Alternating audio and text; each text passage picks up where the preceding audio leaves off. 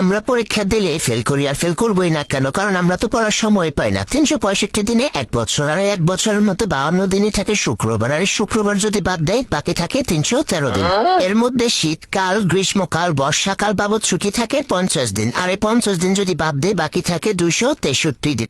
আর আমরা যদি প্রতিদিন 8 ঘন্টা ঘুমানোর পেছনে ব্যয় করে তাহলে 122 দিন চলে যায়, আর এই 122 দিন বাদ দিলে বাকি থাকে 140 দিন।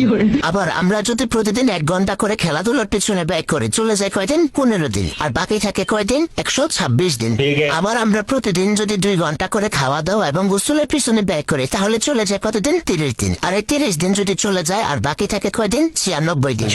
আবার আমরা যদি প্রতিদিন 1 ঘন্টা করে কথা বলার পেছনে ব্যয় করে তাহলে চলে যায় কয়দিন? 15 দিন, আর এই 15 দিন চলে গেলে আর বাকি থাকে কতদিন? 89 দিন। আবার আমরা বছরে পরীক্ষা দেই 35 দিন, আর এই 35 দিন যদি বাদ দেয় তাহলে থাকি আর কতদিন? 46 দিন। আবার বছরে ঈদ আছে, বিভিন্ন উৎসব আছে, কনসার্ট আছে, এই বাবদ চলে যায় 40 দিন, আর যদি 40 দিন বাদ দিয়ে দেয় আর থাকে কয়দিন? 6 দিন।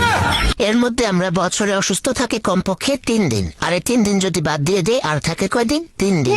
আবার আমরা বছরে ঘুরতে যাই কমপক্ষে 2 দিন, আর এই 2 দিন যদি বাদ দিয়ে দেয় তাহলে থাকে আর 1 দিন। এখন অনেকেই ভাবতে পারেন যে তাহলে আমাদের হাতে পড়ার সময় থাকে 1 দিন, তাহলে জন্মদিন যাবে কোথায়?